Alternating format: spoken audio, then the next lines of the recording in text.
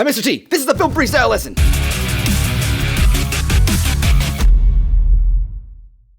In this lesson, we're going to cover Premiere's workspaces and layout. One of the cool things about Premiere is that you can customize the workspace and the layout to whatever you want. Organize it to whatever makes the most sense for you, your team, and the project that you're working on. At the very top of Premiere, there's a whole bunch of different tabs. These are different layouts that are pre-designed for you to work with. So for example, if you want to try learning, you can hit learning. There you go. And here are some cool little movies here that kind of can walk you through the process and teach you some different ways to go about it. So if I'm not very effective, you can try one of these.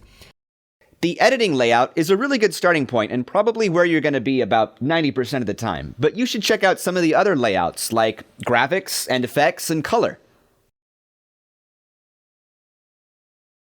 Premiere is made up of a bunch of different panels, and each of these panels has a different purpose. The first big panel that you should be familiar with is your project bin. The project bin is where all of your media goes when you bring it into Premiere.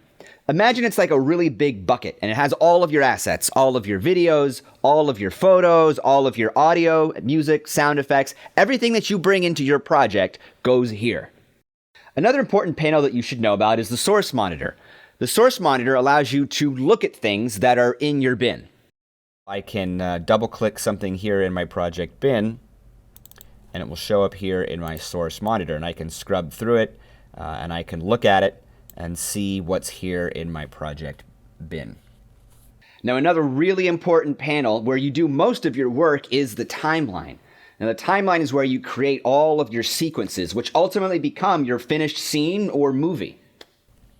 Once you bring in media into the timeline, you'll see time codes here, and you'll see video tracks here, and you'll see audio tracks here. You can always add more video tracks or more audio tracks as you need them. If you need to make a video track invisible, you can always hit this little eyeball here. If you need to mute the audio of a track, you can hit the mute button. Or if you want to solo a track and just listen to that one audio track, you can hit that button as well. One of the most important panels in Premiere is your program monitor. Here you can play back all the changes and edits that you've made in your timeline and preview what ultimately will become your finished product. This window here allows you to change how large your preview is. It doesn't actually change the finished product at all in any way, but it can change your view of the preview. So here I can play back a video and it will show up here in my timeline. You can always play back the video by pressing this play button right here, or simply by pressing the space bar on your keyboard. Again, you can customize the interface of Premiere however you want.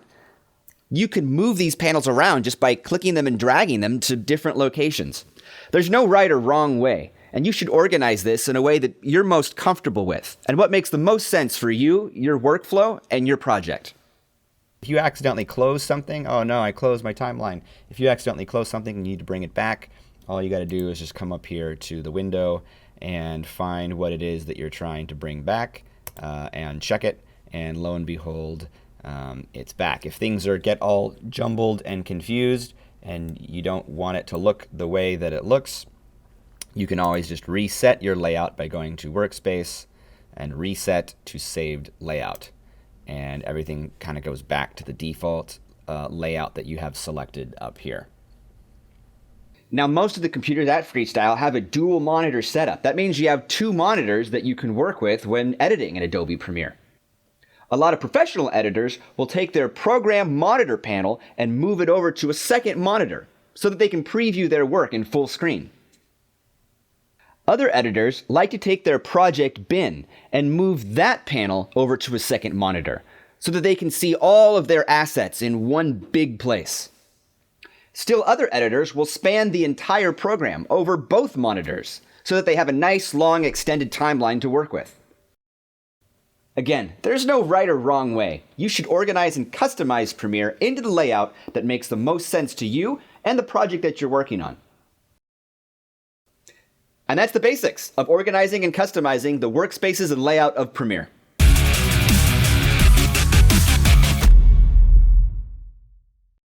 This is a film freestyle video, freestyle tutorial, freestyle lesson. Can't even do the right thing. We're gonna cover Premiere's workout. Choose tabs. How did I say that before? That was good. My bad. And then I'll go the rest of the video. That's fine. What your movie looks like. Tabs. I worded it pretty well in here. You don't know what any of that stuff is because you're stupid and new. Okay.